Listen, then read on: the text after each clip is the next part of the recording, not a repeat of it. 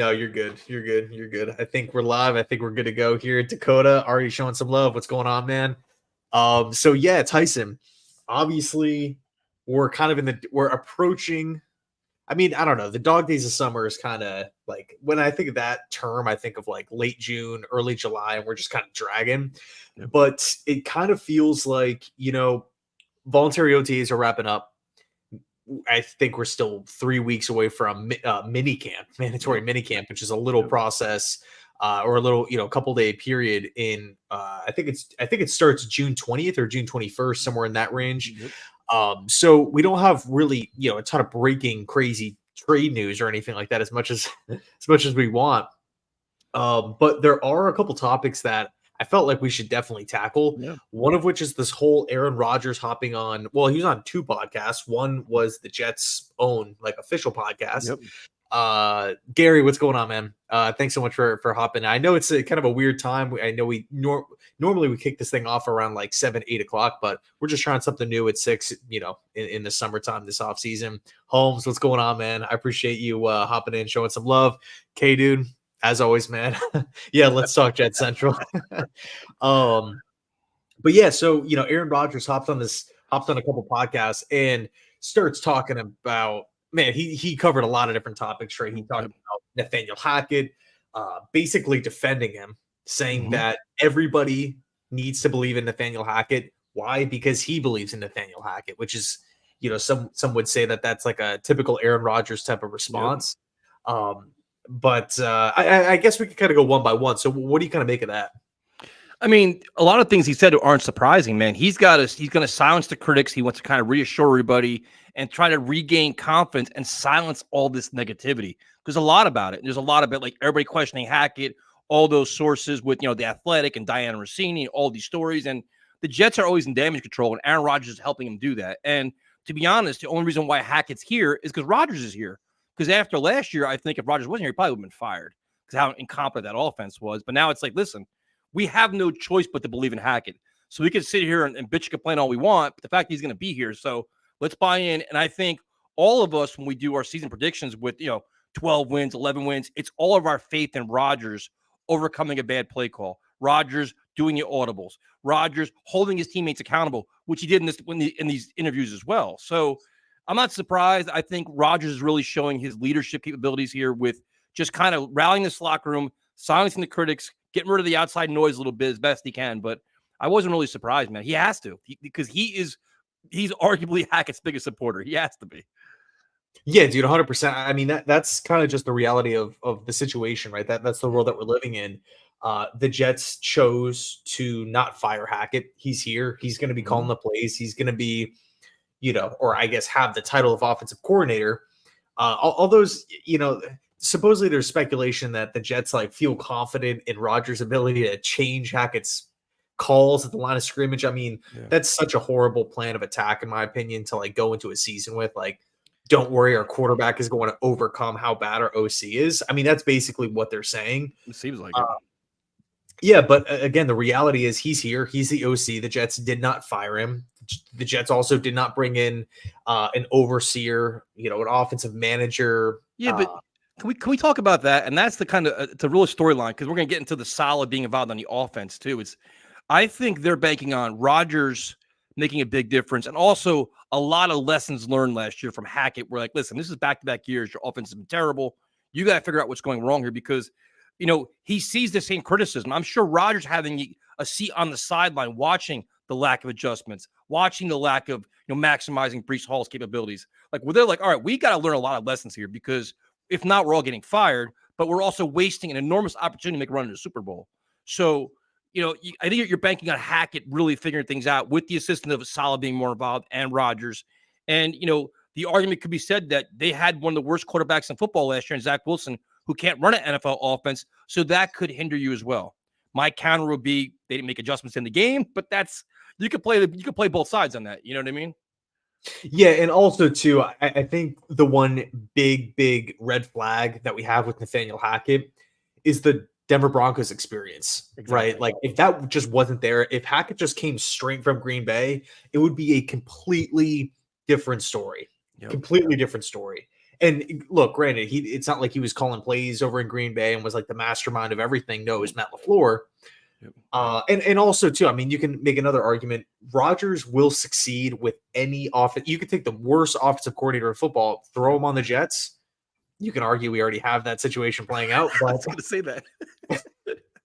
Any offensive mind, plug him in. We're gonna roll with Rodgers. I mean, he's literally like dominated his entire career since he took over for Brett Favre. But I think, anyway, but I think that they realize what's on the line here, and I think they realize how much talent there is there too. When you have Garrett Wilson and Breece Hall, it's different things. So I think they realize we gotta do better with this. We have to. And like you said, when you can just give this, like my huge concern is initially was having too many chefs in the kitchen, where it's like everybody wants to be the boss, nobody's going to actually listen, and nothing's going to get changed.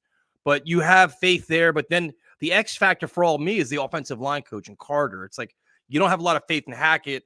You don't have a lot of faith in Carter. And now Salah is like doubling down and tripling down how great a coach this guy is, where he kind of got pushed out of Tennessee a little bit. The players didn't like him all that much last year. A lot of alarming things last year where who do you want to blame? Do you want to blame the offensive line coach? You want to blame Hackett? Do you want to blame Zach Wilson for not audibling? There's a litany of things that kind of make you a little unsettled with it. For sure. But to kind of, circle back to the main takeaway from Rodgers' comment, even though it was bold and blunt and, just straight to the point, he's the OC, so what are we going to do? Have guys buy out or, start complaining in training camp? Like, no, Rodgers to me kind of sent like an indirect message to the team, specifically the younger players, the Garrett Wilsons, the Breece Halls, the rookies coming in, Corley, having Gibson there, Brownlee, and even some of the veterans like Conklin and Mike Williams, who've been a part of other offenses and, have seen success with other teams. It's sending a message saying, no, you guys better believe in him because he's here and I believe in him. So no matter if you like him or hate him, he's calling plays. You got to deal with it. So I will say with Aaron Rodgers, as much heat that he gets in the media, as far as him being like a bad teammate and stuff, I really feel like if we didn't have A-Rod as a leader in the locker room, this thing would be in shambles.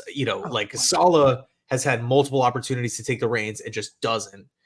We can talk about, even in the past with LaFleur, with Hackett, obviously, Keith Carter. Is there any sort of leadership from an offensive coach at all? You just don't really kind of feel that way. And then even when it comes to personnel, last season, it felt like we were just on, one way track to going on a massive losing streak until Aaron Rodgers showed up to sit on the bench, where he came back from California to kind of like mentor the team and kind of just be a presence on the sidelines.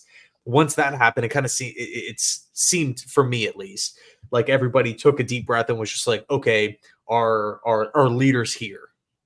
He's no longer in California away from the team. Now he's back and he's kind of watching over us. And on one hand, it's such a great quality to have a quarterback. But then on the other hand, it's like, damn, like you kind of want to have that quality in your head coach or your offensive coordinator or anybody else on the football team.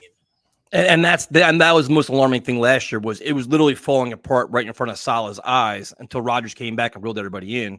And that's one of the things that he talked about in several interviews is accountability in the locker room, leadership in the locker room, everybody growing up, everybody being together about things. And that's really important, man. It gets interesting where if the Jets start off slow and the play calling is kind of suspect, what are Rodgers' comments then? Does he, he's saying all the right things now because they haven't lost a game yet. They haven't had a game where they scored 9 points and everybody hates everything.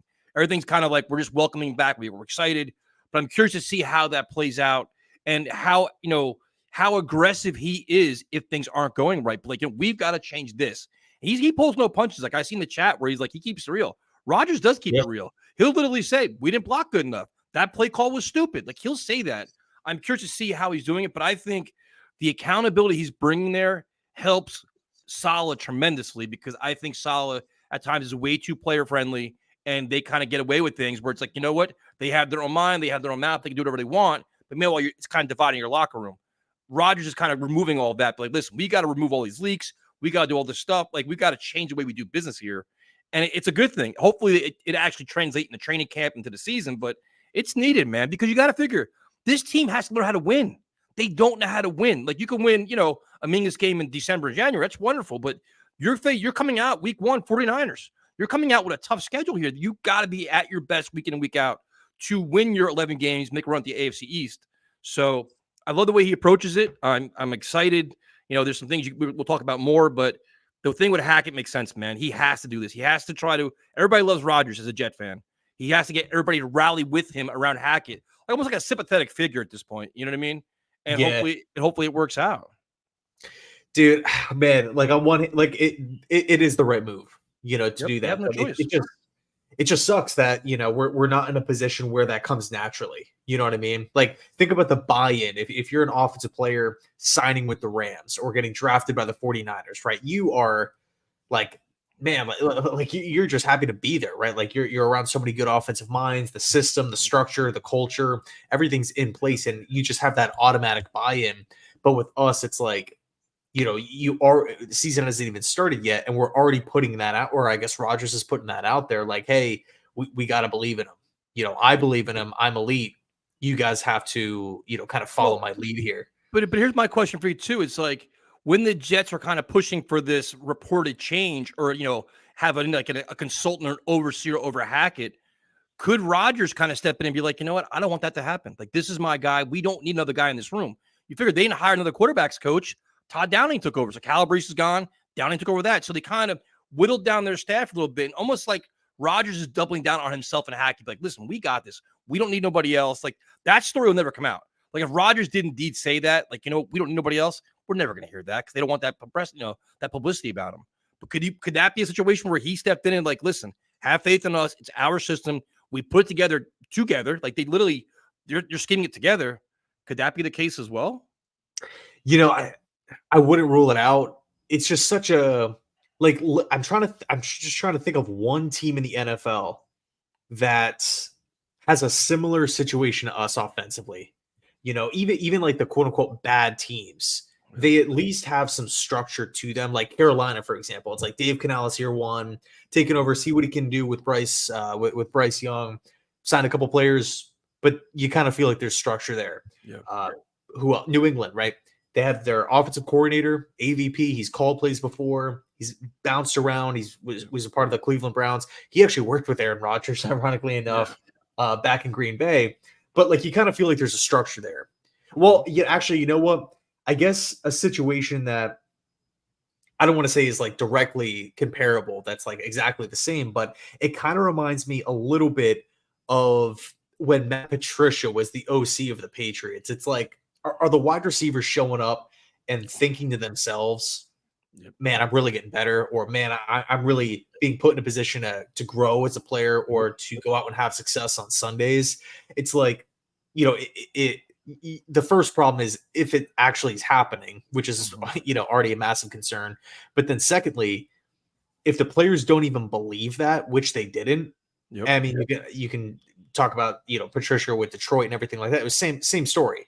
But Patricia, the defensive guy, being the offensive coordinator, like you just had nobody buying in on that Patriots offensive side of the football, and it was a train wreck. So, man, I just hope Rodgers stays healthy. I hope the offensive line looks a lot better. But another Rodgers comment from these podcasts was that Salah is going to be supposedly more involved with the offense, and that he's brought some good ideas to the table, which I really don't know what to make of that, because I think first off, we should have already been in this position. Why does it take an 18-33 record? Like where was the offensive input in the first 3 seasons when we're on like our losing streaks or even going into the year? Why does it take until now for the head coach of the football team to step in and try to help out offensively? What do you kind of make of that? That pisses me off to no end, because we wasted last year. Like, you literally make adjustments last year. Like when you're watching historically bad football, you don't stand on the sidelines with your hands on your shoulders and be like, well, this sucks. This is terrible. Like, you know what I mean? Like, why didn't Salah do this last year? Like, why does his job have to be on the line? Where it's literally on the line, like playoffs or you're fired. Now it's like, you know what? Maybe help the offense. No, you should have did it last year. Like, you should be a lot more involved last year. Like, this, even as he developed as a head coach, year 2, year 3, like, you evolve and you realize since he's been there, the offense has sucked, right? It's been terrible. So you're taking now to get more involved. Now, to his credit, he is doing that, and he's offering that insight as a great defensive mind. He probably could offer a lot to Aaron Rodgers, saying, listen, this is the look we're going to show you. This is maybe what you want to, this is what we can't defend, stuff like that. So you give him credit for doing it. To me, I'm like that. I get angry because, like, last year just bothers me so much, where just different, a little better offense. They probably win 2 or 3 more games. You probably make the playoffs, which is as bad as they were. And it's just, I don't know, man. I think you're eliminating every possible excuse going into the season. Like, there's no more scapegoats. You know what all your problems are. You know what all your flaws are. Address them all, win football games. But I don't know. I give him credit, but it just bothers me. I'm not gonna lie. I can't fake it. It's just like, great. You see the light now after how many years? Yeah.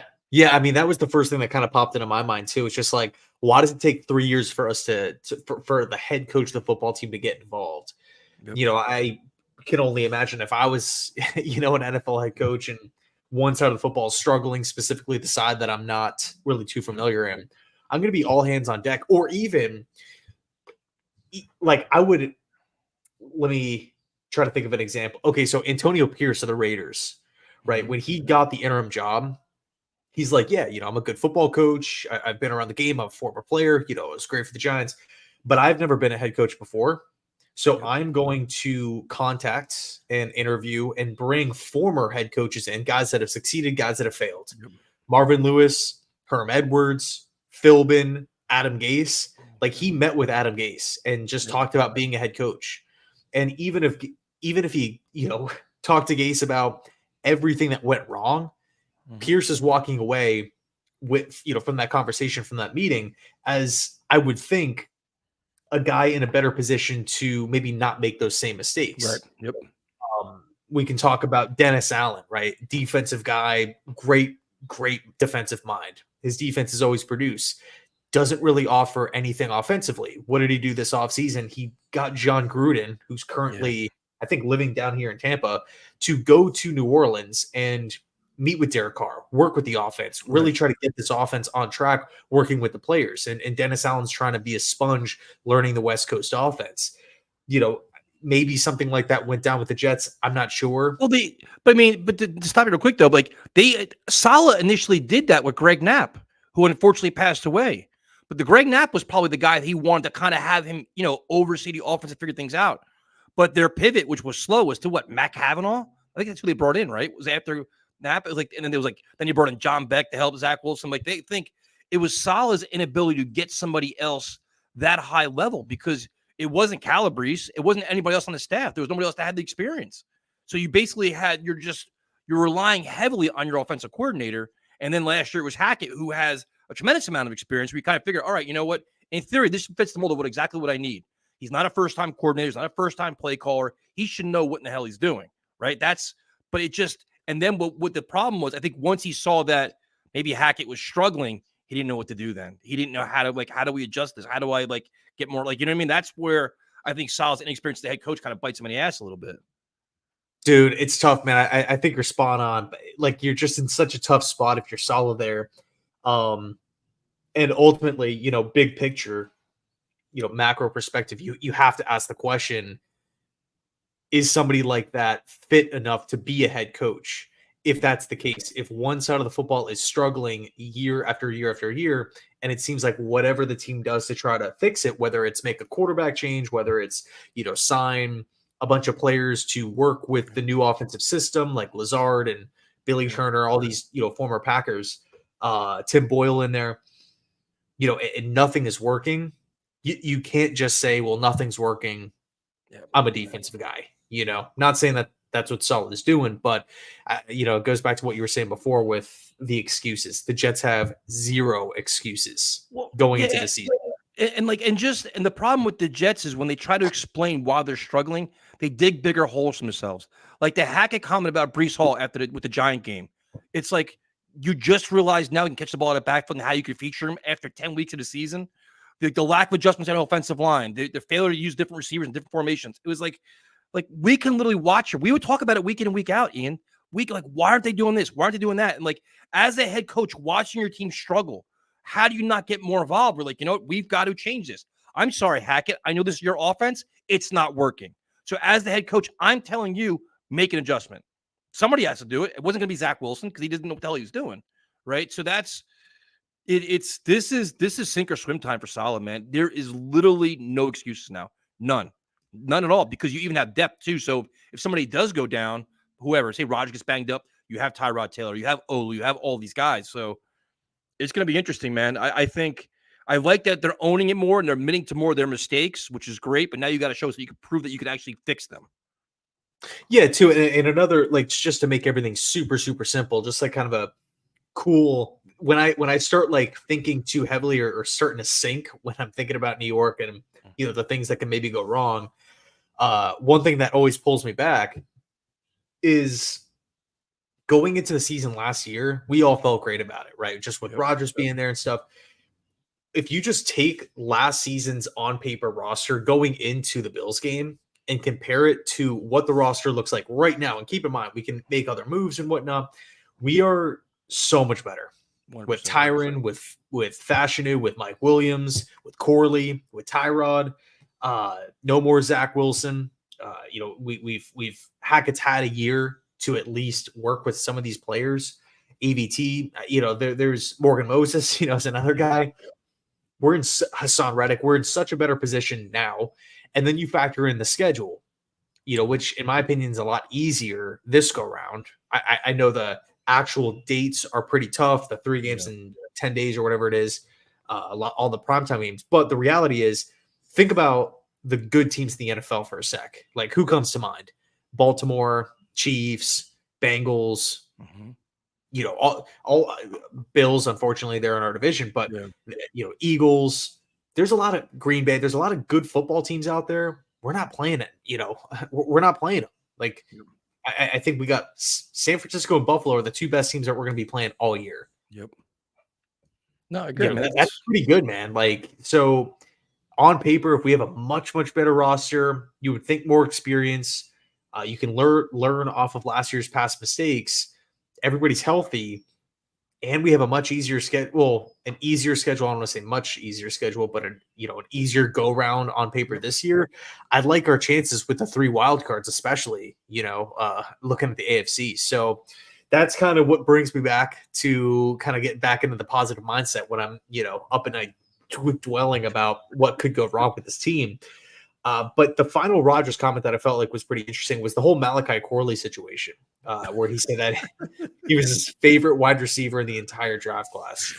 And he did mention, too, like Odunze and stuff.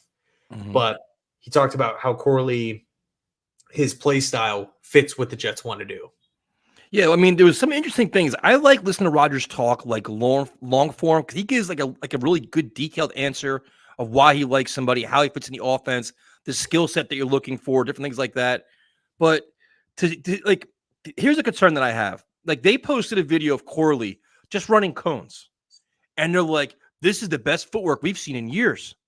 I'm like, "Come on, man! Like, we're all excited, but can we keep things realistic?" Like, I fear that Jet fans, the expectations for him week 1 are to be like, "I better see 8 catches for 75 yards and a touchdown, or this kid's a bust." Like, that's like there's so much hype about a guy. I'm trying to think of the last time. I mean, Elijah Moore had a lot of hype when he came here.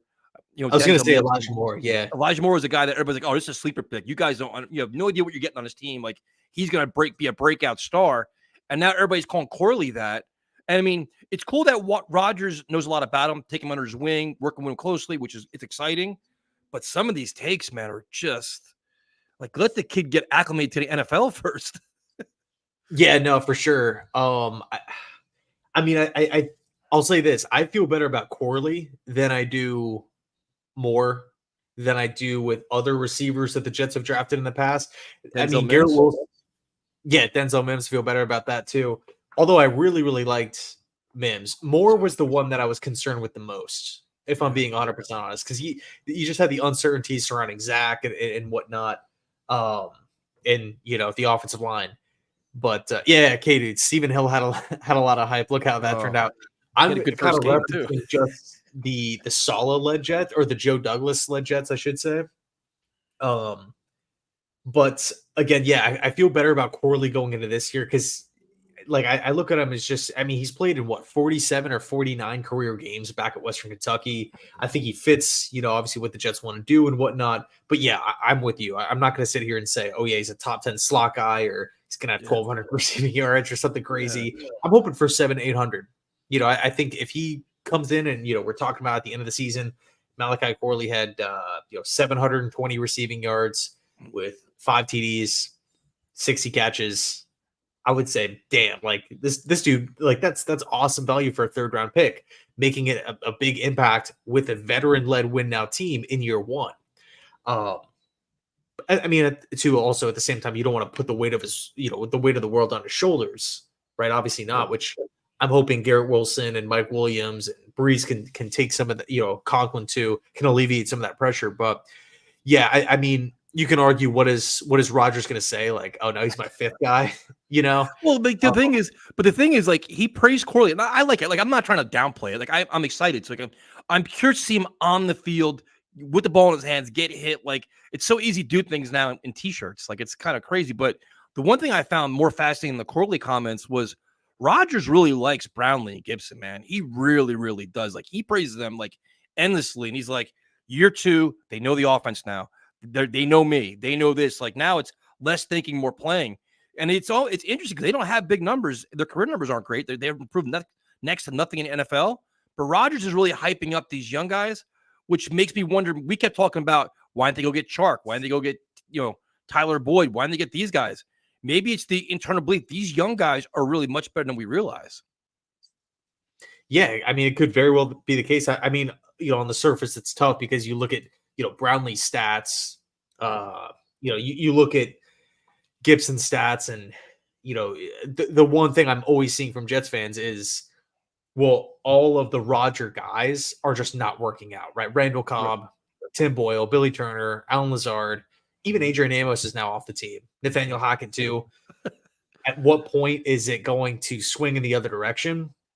Which is fair. As much as I hate to say it, it is a good point. Yep. But I like to opt for, in the favor of Aaron Rodgers, I'd like to think that he knows what he's looking at when he's watching Brownlee play and throwing to him and whatnot. Because like you said before, dude, like Rodgers is an outspoken guy. I think if he really felt like the Jets needed another wideout, he would just blurt that out in a press conference. But he's not doing that. Mm-mm. He's taking the complete opposite approach. He's like, I don't think you guys understand what we have in our room. Like, I think Brownlee has 5 career catches. Gibson's got 22 or something, like next to none. And then the other interesting comment that came out of all this is the leadership role Alan Lazard is taking in the wide receiver room. Which I was like, what? Like, first guy in the meeting room, sharing all kinds of knowledge, like leading film sessions. You're like, all right, maybe the return of Rodgers and maybe an offseason of getting completely criticized and scrutinized by Jet fans open his eyes up to maybe it's like we're overreacting. So I saw the one comment, I think it's by Holmes, where he's like, is anybody else, worried about the wide receiver room? And we've both been concerned based on Mike Williams. We're not knowing when he's going to be ready to play. Is it week 1? Is it week 2? When's he going to be rolling? So that's maybe Rodgers knows something we don't know, dude. Maybe they have that faith, or the Jets are trying to give these young guys a lot of confidence now going to mandatory minicamp. And then as they get ready for training camp, he's going to be like, hey, you know what? I love these kids, but we need some help here. We need, once cuts start happening, maybe they got to kind of tinker with the roster a little bit. Yeah. And I mean, also too, that's kind of a vote of confidence as well. If you're Brownlee and you're watching that press conference and you're like, dude, Aaron Rodgers is saying we don't need wide receiver help because even though I only got 5 catches a year ago, he believes in me. Like that's gotta mean the world to him, Mm-hmm. So I think Rodgers is doing a really good job of indirectly like hyping his guys up and kind of getting everybody in line, believe in Hackett. Yeah, I love Corley. Yeah, we don't need other wide receivers. Lazard's killing it. Brownlee, I trust in these guys. And that's a real, again, that's the type of leader that I want on this football team that I feel like just isn't there when it's not Rodgers. I wish it was coming from Salah. I wish it was coming from Hackett. Wish we saw some sort of leadership from like an Adam Gase or a Todd Bowles. We just haven't really had those types of leaders outside of like Rex Ryan. You got to go back freaking 10 years. So with the Rodgers podcasts, his interviews wrapping up, we have a couple of other things too, like some minor stuff, which Yeah. is one of which is Sauce potentially following the number one wideout, maybe a little bit more this season. Salah didn't just close the book on it. In the past, he's this is my defense, and I like to do things a certain way, which is fine. The Jets defense is great. I'm not going to sit here and question it. It's a time-tested system too, right? San Francisco does it, Seattle does it. We've seen Atlanta do it before in the past. So I don't think it's fair for the media to attack Salah for not allowing Sauce to cover the number one or shadow that guy. But go ahead. It's not fair. How is it not fair? Because Robert Salah rolls out a great defense, but every single year. Well, that's true. Good, great. But there are times where desperate times should be desperate measures. If you need a big stopper and something's going wrong, then you should be able on the fly make that change. Like, why? Like, see, I'm gonna come off negative, and I hate this. You bring this out of me sometimes because it's like you can look at it two ways. Coach Salah is evolving to now, like, Sauce can get a little more flexibility to maybe travel, like he followed Kelsey or whatever else.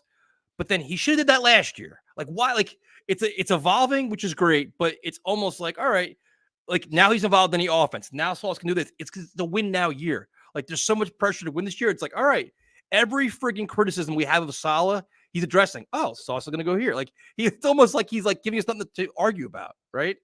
So, yeah, interesting to see how he does. Yeah. But you see what I'm saying, though? Like, I get it. I like that it could happen now, and it's actually an opposing offense can now worry about that. Hey, is Sauce going to actually travel now? He hasn't been doing that. We kind of have to game plan account for that now, which he hasn't been doing. But then why couldn't that have happened last year? Like, it's just, I don't know. That frustrates me. I just get frustrated hearing that because we saw it last year. You know what I mean? Yeah, I mean, I'm not too pressed about, like, if I'm being honest, like, I just don't want to be. I don't want to see stories. We lose a game in the regular season. I don't want to see a story come out like, oh, we need to let Gardner travel or shadow the number one a little bit more. Like, we've got a million other problems outside of that. Like, that's problem number 50 in my opinion. Like there's so many other things that I feel like are much more impactful. It's like, can we get the offense to get out of the bottom five and get some better offensive line play and all these different things. I'm more curious. I'm more curious about just the run defense, like the pass rush and the run defense. Like Hassan Reddick, a little bit a smaller guy, is like what 240, 245.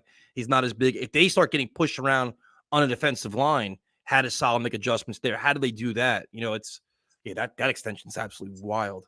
But that's like so this year it's a different, like, you're assuming the defense is they're gonna attack you through the run. That's how they're gonna try to do it. The Jets, pass defense should be very good.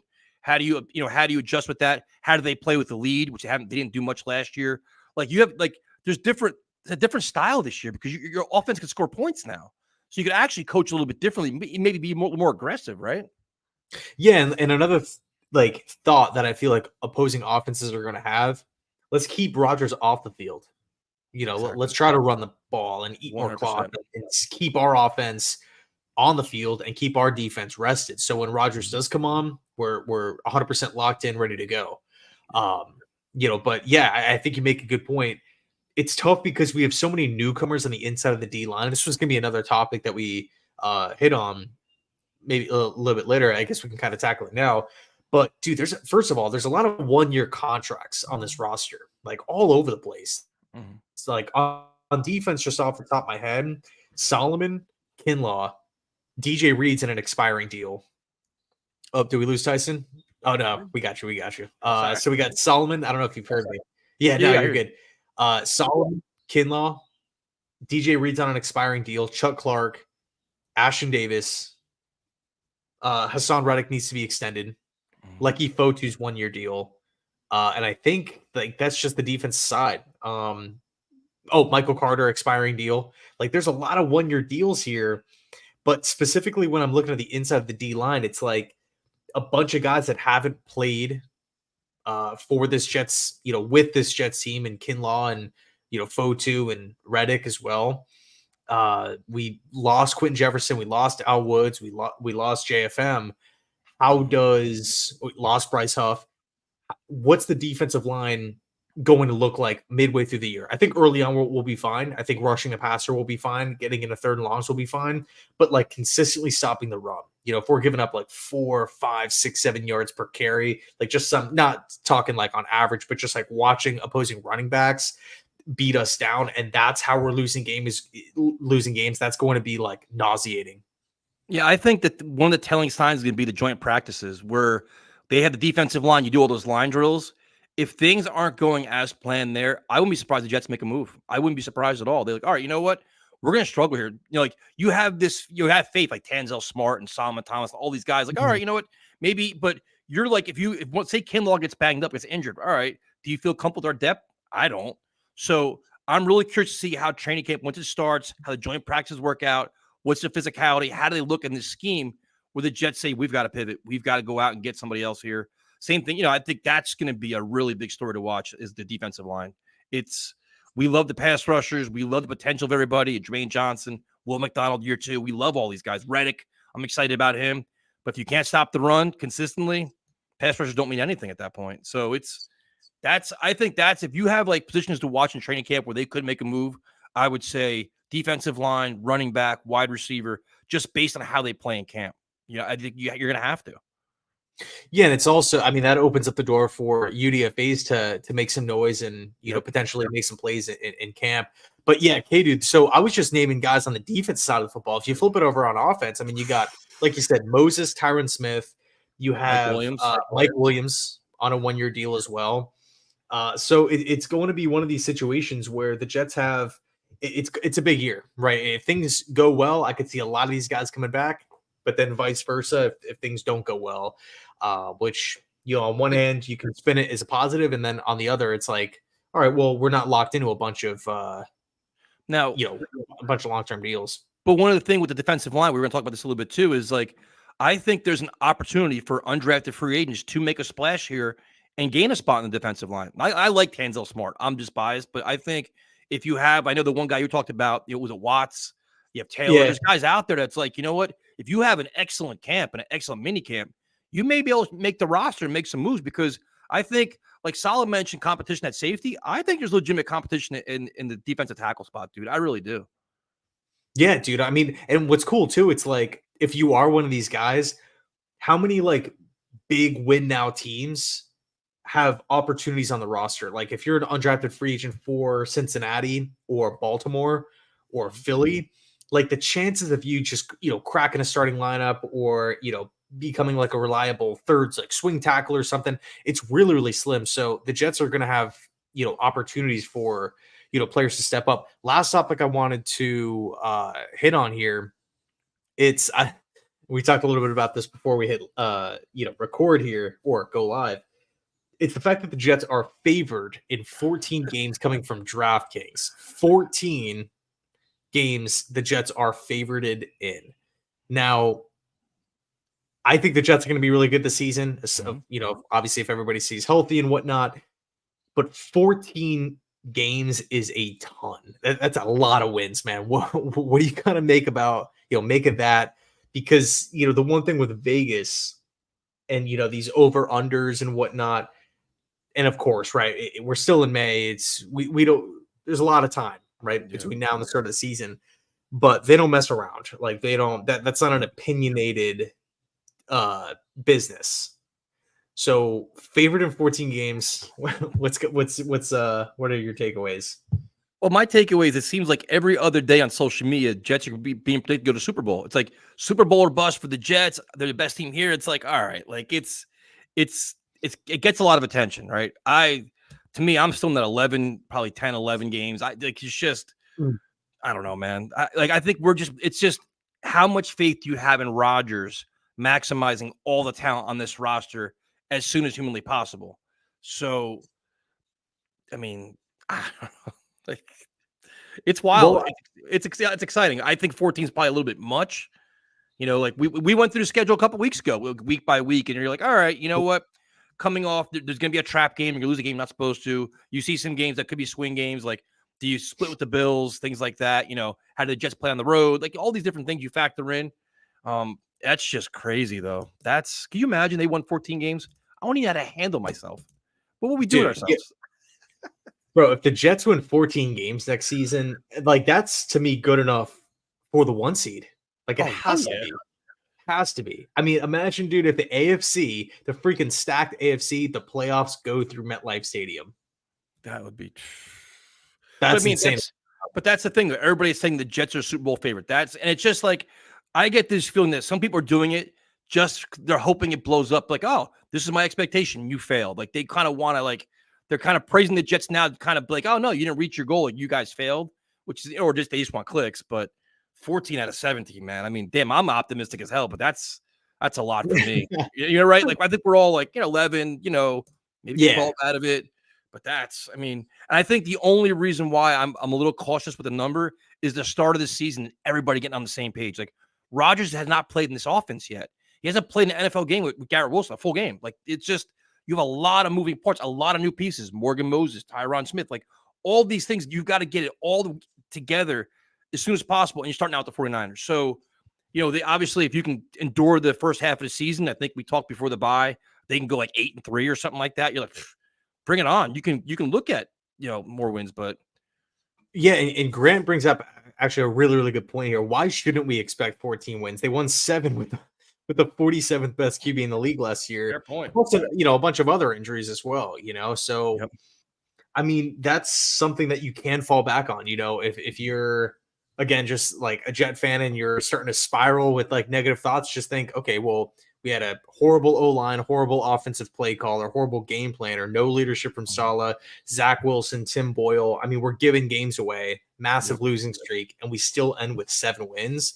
Like, looking at a better roster with an easier schedule with Rodgers freaking coming back, do and I think what's shocking about the 14 wins. For me, I can't even think of an NFL team that I feel good about saying that they're going to get for like Detroit or Philly or KC. Like I just 14 wins is a lot. Like that's a lot of freaking. It's so hard to win in the NFL. I think the top end I always feel good about projecting is like 12. Like that's where when I think about like the best teams in football, 12 wins. Anything more than that is just like, all right, we're talking about like elite. Fantastic. You are well coached. You're well prepared. Players know the system. Players know exactly where they need to be. They're practicing hard. There's no sort of playoff hangover or anything like that. But Tyson, I think that's gonna. Oh, I got 2 more. But I think the teams that have like you're talking about this, the established culture, the established program that have been there, done that before, like the Kansas City Chiefs, like teams like that were like they were like if the Jets came out last year and won 10 games, and you could see a lot of really good things. Like, all right, we're gonna build on that. They're still on the ground floor with the offense. So you have it's almost like similar to last year, like all these ifs. Like if this happens, if this happens, if this happens, we can do 14. If they don't happen, it could be 9. Like there's a lot of like, I don't know. That's what makes me a little bit nervous with all this. But the other thing too, I want to mention to you is, go ahead. No, just to quickly just kind of, I guess maybe piggyback off your point or maybe counter your point. I think in the event that let's just say worst case scenario, Rodgers goes down 4 plays in again. We have a quarterback that's, in my opinion, a top 3 backup in football. Somebody who can step in, win games, not going to blow the game for you. He can manage it, distribute the ball to the playmakers, not throw anybody under the bus, make plays with his legs. Last year, it just felt like a complete disaster. Yeah, and I can respond to that. I agree with you. But then it falls on, okay, God forbid Rodgers goes down 4 plays in a game this season, I'll be done. But then it's like, all right, will Hackett adjust his offense to Tyrod Taylor and let him be the player that he is, or force him into an offense he doesn't feel comfortable in? Like that's where that's all the ifs. If Hackett learned his lesson, is he a better play caller than we realize? Like it's just, and then not being negative, it's just we have to see it. If we saw it last year, it's just say last year, if Hackett made Zach Wilson a competent quarterback, where he looked like he actually knew what he was doing, like, you know what? If he could do that, like I feel a lot better. But we saw so many things that pissed us off and made us nervous about it. Like, all right, we're going to ignore that and assume that that's going to go away. But the thing that I thought was a really great comment nobody really talked about, Rodgers has a really good feel for the locker room. And he passed the one comment. He came in the locker room after practice, and there was Olu sitting next to Tyron Smith getting advice. And then he saw, who was it? I think it was Carter Warren talking to Morgan Moses. Like, they were all sitting, like, the young linemen are gravitating toward a veteran lineman and having these conversations. And I'm like, that's what you want. That's the perfect thing where you have these young guys that are trying to figure it all out, learning from two excellent pros. And that locker room is that's the environment you want, man. And that's where these young guys will skyrocket. You know, like Garrett Wilson can learn from Mike Williams. You know, Mike Williams is a very good receiver. As great as Garrett is, he can learn a lot more and get better. Like how Sauce learned from DJ Reed. Like those little stories, I love. I want to hear more about that. Like what players are gravitating towards who are they learning from? How are they developing? You know, what are their workouts? Are they train together? Like you see Will McDonald with Jermaine Johnson. Like that's great stuff. You know, like those Quentin Williams taking guys under his wing. Like that's what makes his team and your depth and your roster so much better. Yeah, I mean that speaks to culture, right? That's what winning football teams have. It's not just Absolutely. everybody for themselves. But the one, I guess, maybe situation that I would be the most excited about is Jordan Travis learning from Rodgers and Taylor. That's like, dude, talk about like next level. You're in like the best, like I think the next best thing would be to learn from Tom Brady. You know, like, but behind that, it's just like, yeah, it's probably best to learn from Aaron Rodgers and Tyrod, who's freaking what class was he in? 2011. He's been in the league for freaking over 10 plus years, 30 plus years of experience between both of those QBs. And Taylor's a guy who's bounced around, been on tons of different teams, Browns, Bills, Ravens, all these different squads. Yeah, he knows a thing or two about offensive systems and how to attack a defense and, maybe how to win games being around that 6 foot height.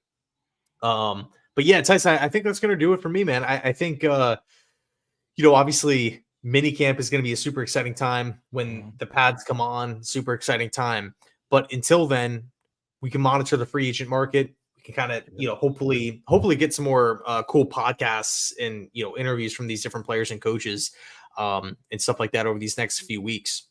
Yeah, now it's a time you just hope everybody stays out of trouble and stays healthy. Just get to the next step, like get to mandatory minicamp, get out of that healthy, then get to training camp, and just it's an exciting time, man. Like I'm a Jet fan. That's just like I'm ready. Like I'm ready for training camp. I can skip past it all, but it's just and the cool thing is you see that it seems like a very united team too. Like it seems like a pretty close knit locker room. I think that's credit to Rodgers and CJ Mosley and these guys. They just got to keep it together, man. That's all you can hope for is just stay out of trouble, keep learning, keep getting better. Because week one, everybody expects a win, and it's going to be a tough spot on the road. So, for sure, man, for sure. Well, yeah, appreciate everybody hanging out, stopping by, watching. I know we kicked the stream off a lot earlier than normal, just trying something new, just trying to work on different times and stuff like that. Next week we will either be at 7 or 8 o'clock, probably on Tuesday night again. Maybe this channel, maybe on Tyson's, but we'll figure it out. Yeah, and also when we get into like the thick of training camp, right when things start picking up, like that end of July, early August period, we're gonna pretty much lock down a day at a time and where, when, what channel the podcast is going to be on, and then it's also on Spotify and Apple too, I believe. So yeah, appreciate everybody for hanging out, stopping by, and yeah, as always, go Jets.